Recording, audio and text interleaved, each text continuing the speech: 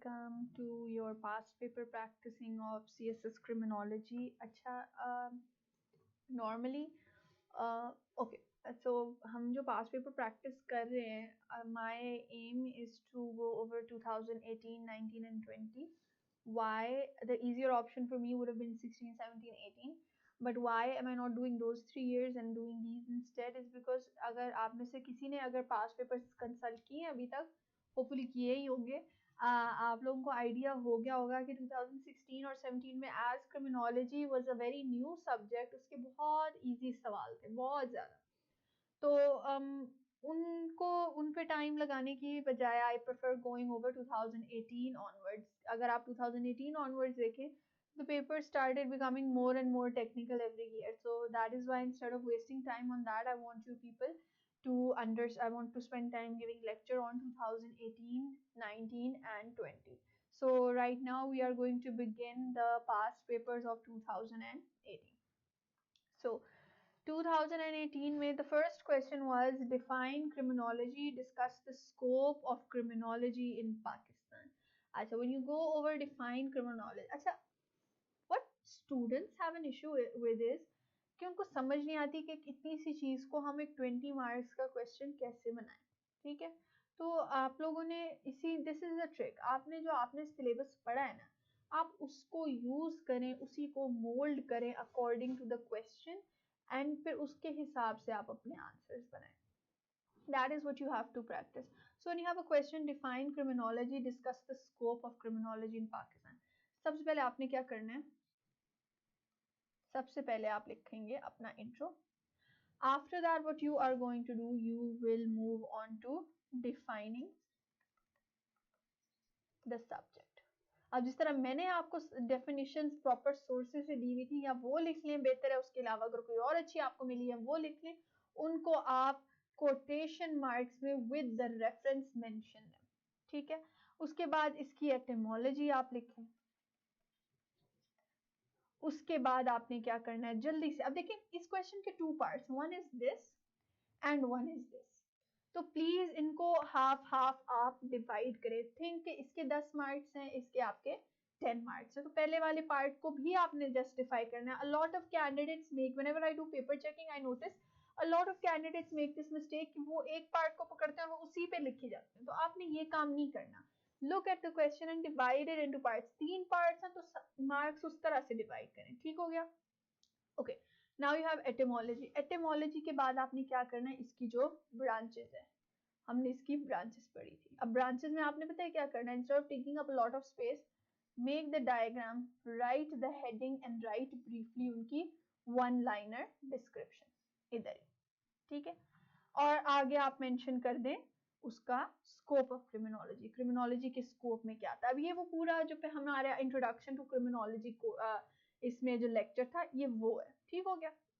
अच्छा, उसके बाद यू मूव अहेड, जब आप अच्छी तरह वो सारा कुछ लिख लें। अब देखिए, अगर आपका सवाल होता introduce criminology, what is criminology, what is it's scope and ये सारा कुछ ना, what is it's nature, what is it's scope, ये चीजें आ रही हैं, तो आपने क्या करना था, यही सारा कुछ आपने स्कोप और इसके रिलेशन विद अदर सब्जेक्ट्स, ठीक है,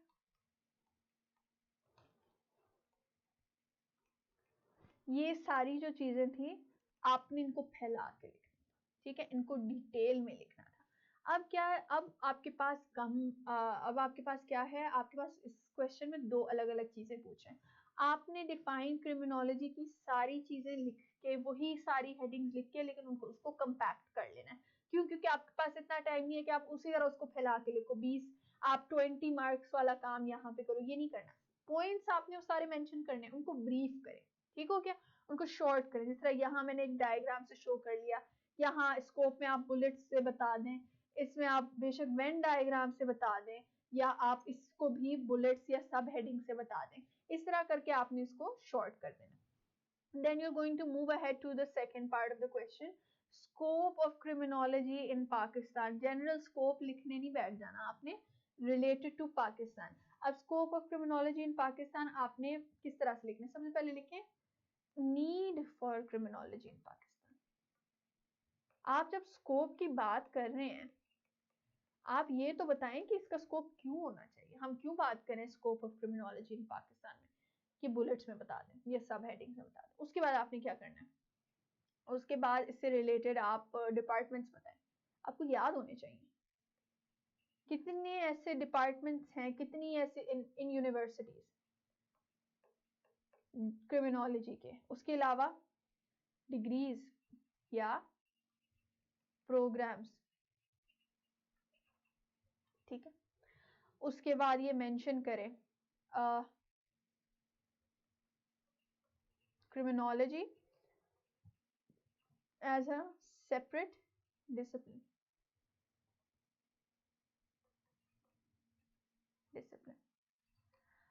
क्या हमारे यहाँ पे क्रिमिनोलॉजी को इस तरह से पढ़ाया जा रहा है, बिल्कुल एक completely different point of view से, या हम इसको दूसरे प्रोग्राम्स में या दूसरे कोर्सेज में या दूसरे डिग्रीज में इसको हम इनकलकेट कर रहे हैं, उस तरह से करें। उसके बाद आप मेंशन करें करियर पाथ्स, अच्छा writing job right career paths in Pakistan, ठीक हो गया, ये लिख लें। मेंशन करें बी प्रैक्टिकल, इसमें यूटोपियन बातें नहीं करनी आपने, बी प्रैक्टिकल। मेंशन के पाकिस्तान में क्या क्या करियर अपॉर्चुनिटीज हैं for someone who has achieved in this subject. उस नीचे नहीं दिखाना, क्योंकि examiner is someone who has done this subject, नीचे नहीं दिखाना इसको, but just mention it very practically and very humbly कि किस तरह से यहाँ पे ये इसकी इंपॉर्टेंस है। अच्छा, after that, after you mention the career path, then mention future prospect. अब देखिए, इस एक 20 मार्क्स में आपने इतना कुछ जब लिखा है, तो मुझे बताएं एग्जामिनर आपको मार्क्स देगा या नहीं देगा, ठीक है। ये आपका काम है, आपने ये चीजें गैदर करनी है, ठीक है। समझेंगे पाकिस्तान में क्या क्या, क्योंकि ये तो इवॉल्विंग चीजें है, तो हर वक्त चेंज होती रहती हैं, आपने नजर रखनी है इन चीजों पे, ठीक हो गया। कौन इस तरह से पढ़ा रहा है, तो और रिमेंबर टू बी पॉजिटिव, और एंड पे आपने कंक्लूजन, दैट्स इट। अब honestly speaking, if you're an examiner, you've seen someone write introduction, defining, etymology, branches, scope, relation with other subjects, फिर ये सारा कुछ उस कैंडिडेट ने लिखा है, which examiner wouldn't give marks, ठीक है। इसको सप्लीमेंट करना विद अ कोट, ठीक है, कोट के साथ इसको सप्लीमेंट करें, तो उससे क्या होगा आपका एक, वही मैं आपको बता रही हूँ कि आपने क्वेश्चन के डिमांड, इंफॉर्मेशन वही है, आपने उस क्वेश्चन की डिमांड की बेस पे उसको बढ़ाना है, उसकी लेंथ बढ़ानी है, या फिर उसको कंपैक्ट कर देना है, ठीक हो गया। So this is how you going to attempt this question. Moving on to the next, what is the Islamic perspective on crime and punishment. हमने इस पे भी एक प्रॉपर लेक्चर किया, Islamic perspective of crime. Start आपने क्या कर, explain your answer with the help of proper examples. अब how are we going to attempt this question. सबसे पहले इंट्रोडक्शन लिखें, उसके बाद हेडिंग दें इस्लामिक लॉ एंड क्राइम। हमने जो उस लेक्चर में पढ़ा, आप वो जो हमने स्टार्ट में एक डेफिनेशन टाइप जब हम ओवरव्यू करते हैं वो इसके नीचे लिखें, ठीक हो गया। उसके बाद आप लिखें टाइप्स ऑफ क्राइम इन इस्लाम। अब इस्लाम की जो हमने 3 टाइप्स ऑफ क्राइम पढ़ी थी, 1 प्रॉपर हेडिंग्स दें, क्या था, हुदूद। उसके बाद इसके नीचे सब हेडिंग्स में प्लीज हाईलाइट करें, पैराग्राफ फॉर्म में नहीं लिखते जाना। हुदूद के बारे में एक पैराग्राफ लिख के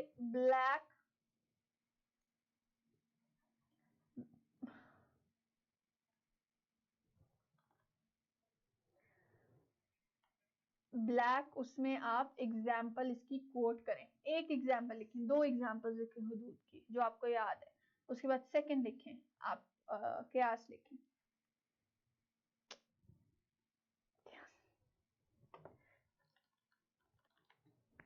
तो सॉरी मैंने क्यास बोल दिया, किसास जो हमारी एन आई फॉर एन आई वाली है, उसको एक्सप्लेन करें, उसकी उसी तरह से एग्जाम्पल लिखें। उसके बाद थर्ड में आप क्या था, उसके बाद आप इसमें लिखें, क्या नाम था उसका, ताजीर, ताजीर लिख के उसकी एक्सप्लेनेशन, उसके आप examples, please have them ready, ठीक हो गया। आफ्टर दैट, सॉरी, हाँ, आफ्टर दैट वी हैव, क्या कहते हैं, जब आपने ये तीनों टाइप्स बता दी ना, उसके बाद उसी तरह अब देखो वो एग्जाम्पल्स वाला पार्ट जो है वो हमने यहाँ सारा मेंशन कर दिया, हर उसके साथ टाइप ऑफ क्राइम के साथ मेंशन कर दिया। अब हमने क्या करना है, हमने उसके नीचे मेंशन कर देने डिफरेंस, कंपैरिजन करें, डिफरेंस की बजाय आप लिखते हैं कंपैरेटिव एनालिसिस। ठीक हो गया। मेंशन करें इस्लाम, इस्लामिक लॉ के, और ये जो हमने सारा कुछ पढ़ा था, वी स्टडी द डेटरेंस के, Islam believes in deterrence while modern criminological modern perspectives believe in rehabilitation, वो मेंशन करें, उसको भी एग्जांपल्स के साथ मेंशन करें, 1 2 3 करके उसके सारे जो हमने डिफरेंसेस पढ़े हैं वो मेंशन करें, उनके नीचे हाईलाइट करके उसकी एग्जांपल्स दें, किस तरह से आपको लग रहा है ये फर्क है, ठीक है, ये आप मेंशन करें। और उसके बाद आपने क्या कर देना, कंक्लूजन। प्लीज ये तो करना ही करना है, ये सारा तो करना ही है, don't forget this, don't forget the salient features. Criminology apply करें इस्लामिक लॉ पे, खाली इस्लामिक लॉ पे नहीं रहना आप लोगों ने, ठीक है। और एंड पे आप कंक्लूजन लिख दें और इससे आपका ये सवाल सॉल्व हो जाएगा। What is juvenile delinquency? Explain the nature, extent, and causes of juvenile delinquency in Pakistan. Suggest remedial measures for reducing juvenile delinquency in Pakistan. Okay. 1, ये पहला आपका पार्ट हो गया इसका। उसके बाद 2, ये दूसरा पार्ट, और 3, ये तीसरा part. So you have 3 parts to this question. आप अपने माइंड में 6 मार्क्स रखें और फिर उस हिसाब से उसको अटेम्प्ट करें। सबसे पहले क्या करना, इंट्रोडक्शन। अब देखें, पहले मैं अब कोशिश करूंगी कि मैंने जो जुवेनाइल डिलिंक्वेंसी का हमने जो पूरा पूरा एक लेक्चर उस पर लगा दिया ना, अब मैं उसको कंसाइज करूंगी, वो सारी इंफॉर्मेशन दूंगी लेकिन ब्रीफ हेडिंग्स में। जो वहाँ नॉर्मल क्वेश्चन मैंने पूरे पूरे पैराग्राफ लिखने, वो मैं यहाँ बुलेट्स में लिखूंगी। जो वहाँ मैंने बुलेट्स में लिखने थे यहाँ मैं 2-3 वर्ड्स में लिखूंगी, इस तरह करके आप लिखें, ठीक है। सबसे पहले आप लिखें इंट्रोडक्शन, उसके बाद एटिमोलॉजी इसकी कर लें, कहीं ना कहीं इसका आप कोट ऐड कर दें, स्टार्ट में कर दें, अच्छा लगता है, जिस तरह ऐसे में अच्छा लगता है उस तरह इसमें भी अच्छा लगता है। अच्छा, उसके बाद आप मेंशन कर दें, अच्छा हिस्टोरिकल बैकग्राउंड आप बेशक इसमें ना मेंशन करें क्योंकि देखिए बहुत लेंथी है और इस पॉइंट पे आके इट सीम्स स्लाइटली इररेलेवेंट, ठीक हो गया। फिर उसके बाद आए डिफाइनिंग द सब्जेक्ट, डिफाइन करें उसको, defining the subject.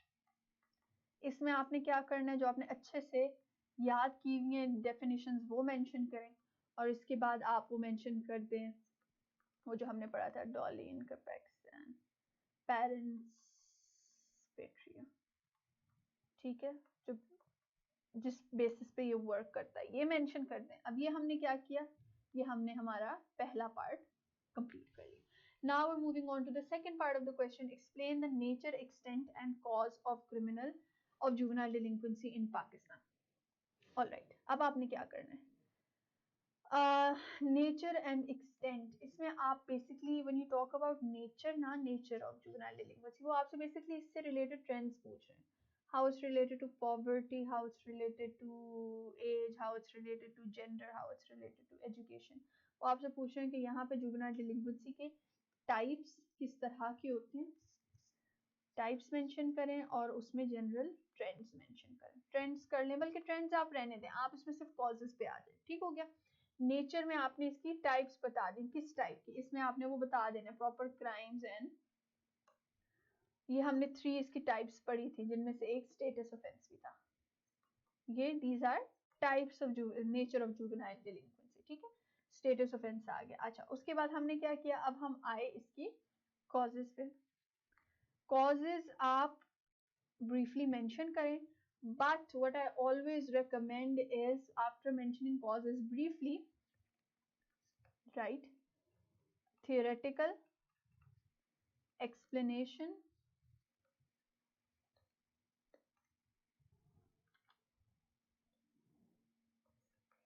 theoretical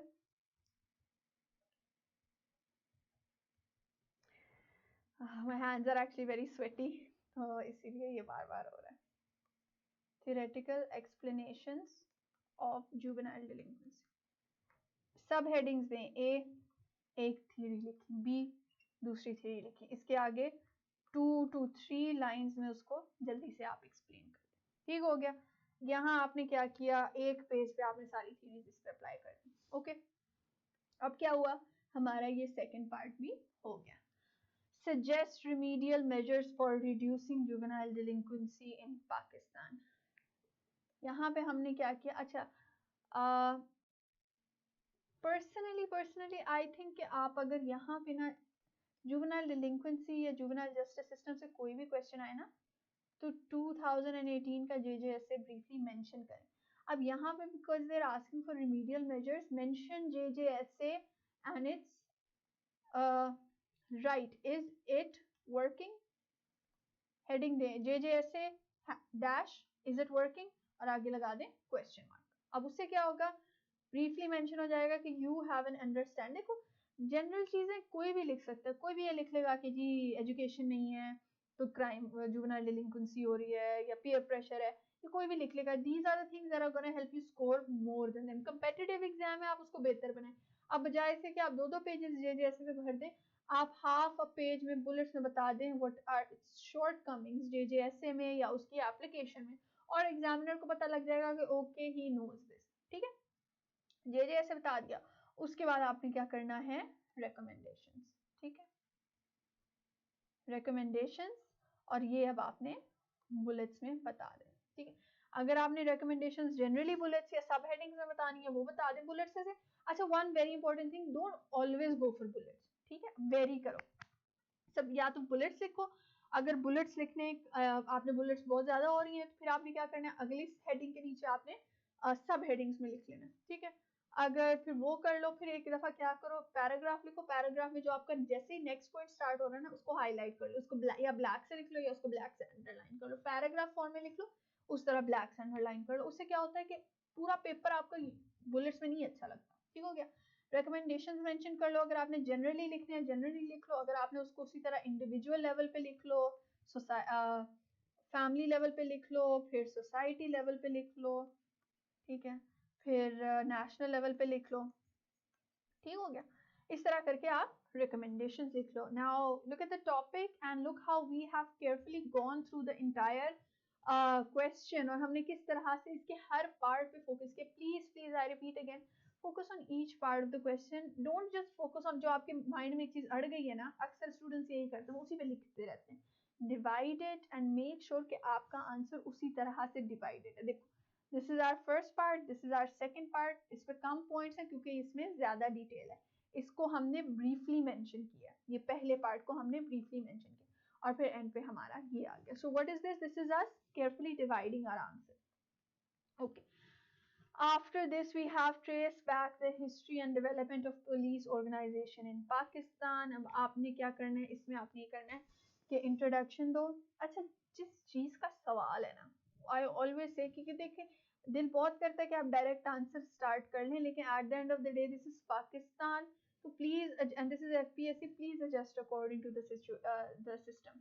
introduction लिखने के बाद एटिमोलॉजी मेंशन कर दें, इससे रिलेटेड कोट ऐड करें, पुलिस से रिलेटेड आपको एक कोट, या पुलिस से रिलेटेड ना से जस्टिस सिस्टम से रिलेटेड एक कोट याद हो वो इधर लगा दो, क्रिमिनल जस्टिस सिस्टम से। उसके बाद एटिमोलॉजी जब आप लिख लो, उसके बाद आप इसकी जो भी आप लोगों ने डेफिनेशन या वो फाइंड आउट की हुई है वो कर लो। अच्छा, ब्रीफली पुलिस का रोल जरूर मेंशन करो, रोल ऑफ पुलिस। ठीक है, पुलिस का रोल क्या है ये आपने मेंशन करना है, बिल्कुल बिल्कुल बुलेट से। ठीक हो गया, then you move ahead to the history. अब ये मैं आपको बता रही थी कि जिस चीज का सवाल होना, जिस चीज के बारे में वो पूछ बेशक कुछ और रहे हो, एक दफा जरूर ब्रीफली उसको मेंशन कर दे कि वो चीज क्या है। ठीक है, जिस तरह उन्होंने हमसे पूछा history and development of police, लेकिन हमने एक दफा मेंशन कर दिया कि पुलिस है क्या। उसके बाद ये move on to the history, आप मेंशन करें, आप अब ये आप पे डिपेंड करता है, आप मेजर हेडिंग दे दें हिस्ट्री। ठीक है, इसको अब आप डेवलप करें, प्री प्री पार्टीशन, वो ब्रिटिश टाइम पे। आपने अब आगे हिस्टोरिकल पार्ट को आपने जिस तरह से डिवाइड करना है, that is completely up to you. उस तरह से इसको डिवाइड करो, अच्छी तरह उसकी हिस्ट्री एक्सप्लेन करो। उसके बाद आपने क्या करना है, आपने बताना है आफ्टर पाकिस्तान का पार्ट, आपने बताना है ऑल द लॉज। अब देखो ये पार्ट इट्स लेस इंपॉर्टेंट, जब हम बिफोर पार्टीशन की बात करते हैं उसको आपने मेंशन जरूर करना है, क्योंकि we are going towards history. After that you have to go towards the acts that basically define what a police does. Okay? तो उसमें आपने क्या करना है, एक एक एक्ट को बताना है और फिर बताना है how those acts affected the police। अब पुलिस में क्या क्या 2002 में क्या हुआ, कौन से साल में क्या हुआ, वो आपने बताना है। और प्लीज उनका सिर्फ नाम नहीं लिखना, आपने डिटेल में बताना है कि उनका क्या रोल था। ठीक हो गया? How did those things effect the police system. और एंड पे आपने लिखना है पुलिस इन पाक today, how is it functioning. ठीक है, पुलिस इन पाक टुडे, और एंड पे आपने कर देना है conclusion. If you want you can add the hierarchy over here, sorry here नहीं, इधर आएगा हायरार्की। ठीक है, वो मेंशन कर दो, एंड दैट्स इट। ठीक हो गया? After that you have what is criminal investigation, explain the key principles of criminal investigation। उसी तरह करेंगे introduction, quotation,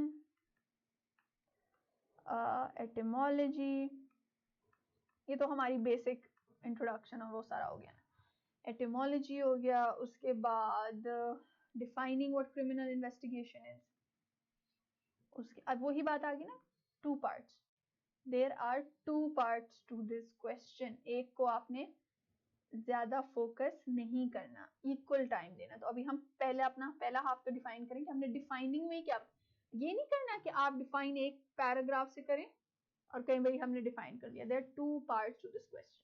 ठीक है, डिफाइनिंग द सब्जेक्ट, उसके बाद आप कर लें ऑब्जेक्टिव्स ऑफ क्रिमिनल। ये सारा कुछ हमने किया हुआ, सारा कुछ हमने किया हुआ। ठीक है, ऑब्जेक्टिव्स ऑफ दिस, ऑब्जेक्टिव्स आप बताएं, लिस्ट करें एक एक सेंटेंसेस, दो दो सेंटेंसेस में ऑब्जेक्टिव्स बताएं इसकी, और इसमें क्या आएगा।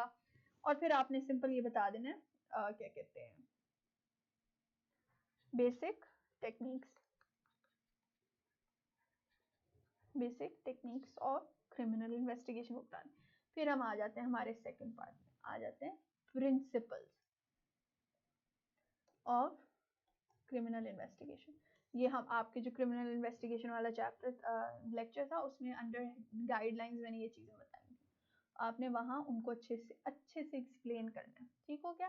क्योंकि this is the second part of our question and we need to do justice to it. ये करने के बाद ना प्लीज रिमेंबर ओवर हियर कि यहाँ पे आपने, अच्छा इसके अलावा यहाँ पे ना आप मेंशन कर सकते हो कि पाकिस्तान में कौन करता है, हु लीड्स इन्वेस्टिगेशन इन पाक।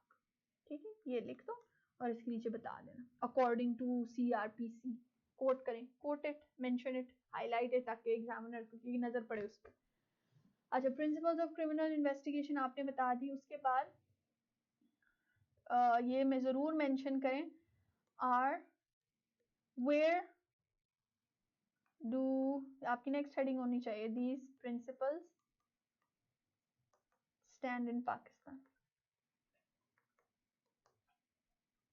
अपने लॉज से और उन लॉज की एप्लीकेशन से इसको जस्टिफाई करें कि ये जो हमारे प्रिंसिपल्स जनरल पूरी दुनिया के जो प्रिंसिपल्स हैं, how are they being done in Pakistan. और एंड पे कंक्लूजन। अब देखिए हमने इक्वली अपने क्वेश्चन के दोनों पार्ट्स को डिवाइड कर दिया। To what extent Interpol has been successful in reducing organised crime at international level. अब देखिए इसका पार्ट एक ही है, reducing organised crime at institutional level. लेकिन like I told you before, जिस चीज का वो पूछ रहे हैं एक दफा उन चीजों को भी, यही बात है ना, ये एक ट्रिक होता है कि इतनी से एक सिंपल सवाल से हमने अपना 20-20 मार्क्स का आंसर किस तरह से बताना है। To what extent Interpol has been successful, तो हम क्या करेंगे, हम इससे इसको इस तरह करेंगे, इंटरपोल, इंटरपोल को एक्सप्लेन करें है क्या, मेंशन करें स्कोप ऑफ इंटरपोल।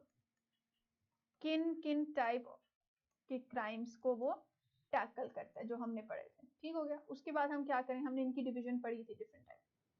उसके बाद आपने क्या करना है, इन्हीं टाइप्स में से एक है ऑर्गेनाइज्ड क्राइम। अगली हेडिंग दे ऑर्गेनाइज्ड क्राइम की। इनको ब्रीफली एक एक सेंटेंस में और सब हेडिंग्स के साथ एक्सप्लेन करना है स्कोप ऑफ इंटरपोल, जो 3 टाइप्स ऑफ क्राइम्स हमने पढ़े थे जिसपे वो इम्प्लीमेंट होता है। ऑर्गेनाइज्ड क्राइम, फिर आप बताएं ऑर्गेनाइज्ड क्राइम क्या है, उसमें क्या क्या आता है। ठीक है।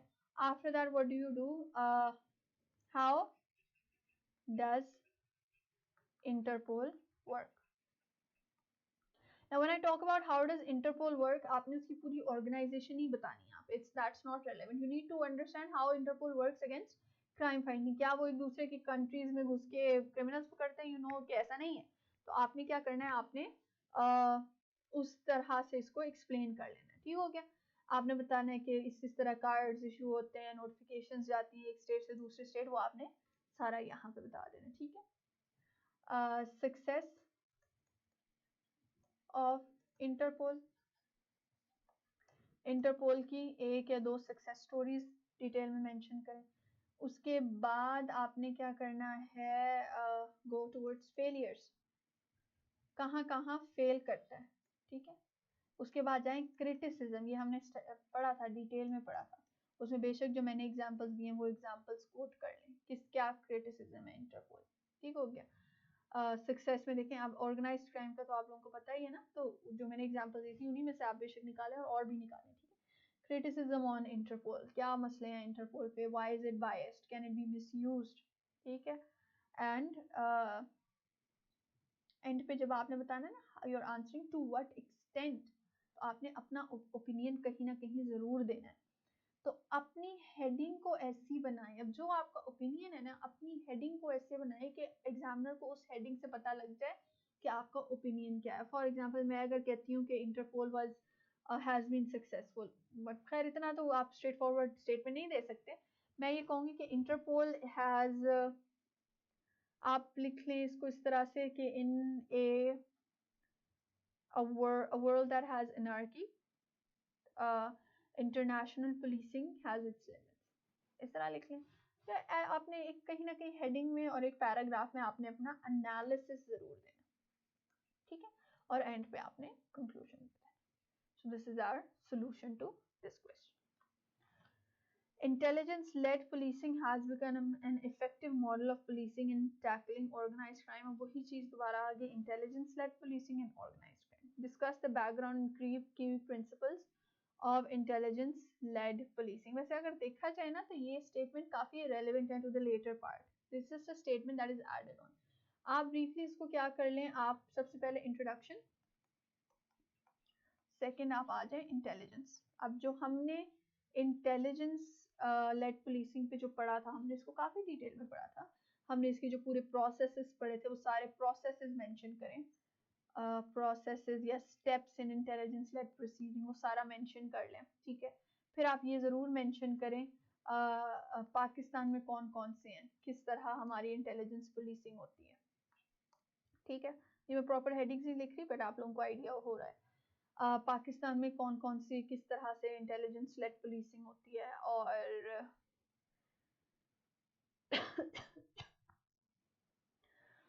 ये बता दें। एंड अगर आप चाह रहे हैं तो एक पैराग्राफ में हेडिंग के साथ ऑर्गेनाइज्ड क्राइम का बता दें। ठीक हो गया। Background and key principles of intelligence led policing, इसकी आप डेवलपमेंट्स बता दें। अच्छा, इस क्वेश्चन में कहीं पाकिस्तान का जिक्र नहीं है, लेकिन I always mention to candidates कि आप क्वेश्चन जिसका भी है ना कहीं उसमें पाकिस्तान का टच जरूर दें। इसीलिए मैंने यहाँ पे मेंशन किया कि पाकिस्तान में किस तरह से होता है। फिर ये आप बेशक आगे ले आए और इसको आप पीछे ले आए। डेवलपमेंट्स क्या है, क्या क्या पूरा इसका प्रोसेस है, where why is it becoming, mention करें व्हाई मोर रेलेवेंट टुडे। ठीक है। एंड इंटेलिजेंस लेड पुलिसिंग में क्या होता है कि it does it have any principles, क्या इसकी कोई प्रिंसिपल्स हैं। ठीक है। और एंड पे आपने कंक्लूजन देते हैं। यहाँ पे आपका मोस्ट फोकस इधर होगा, ठीक है। जो हमने प्रोसेसेस डिटेल में पढ़े थे, नॉर्मली नहीं मिलते, उनको अच्छे से आप लोग पढ़ लीजिएगा। Discuss the laws and institutional arrangements for controlling money laundering in Pakistan. Introduction, ठीक है। What is money laundering? उसके बाद आप लोग आए इस पे steps of money laundering, and because to find the institutional arrangements you need, और ये आपने बताना सिर्फ बुलेट्स में, प्लीज इन पे ज्यादा टाइम नहीं लगाना। आपने एग्जामिनर को अपना नॉलेज शो करना है, लेकिन अपना टाइम नहीं जाया करना, ठीक है। स्टेप्स बता के लिस्ट कर लें इसके मेथड्स जो हमने, जैसे मैंने पीछे उसको लेक्चर में सिर्फ वर्ड्स लिखे थे ना, आप सिर्फ वर्ड्स लिखें, methods, that's it, don't write the details of that, ठीक है। मेथड्स बता दें। अब दिस इज इन पाकिस्तान, ठीक है। वही बात आ गई कि पूछा उन्होंने हमसे लॉज और इंस्टीट्यूशनल अरेंजमेंट्स का, but we are going to be smart and we're going to spend some time on explaining what money laundering actually is. Okay, after that you move on to the laws, heading then laws की। अब इसकी सब headings में आपने laws mention करते हैं, ठीक हो गया। उसके बाद क्या करना है आपने, इंस्टीट्यूशनल अरेंजमेंट्स, अगली हेडिंग में इंस्टीट्यूशनल अरेंजमेंट्स में फिर आपने मेंशन करना है नैब को। ये आपकी सब हेडिंग होगी, और इसके नीचे अगर भी आपने सब हेडिंग देनी है तो बेशक एसएस में दे दें, ठीक हो गया।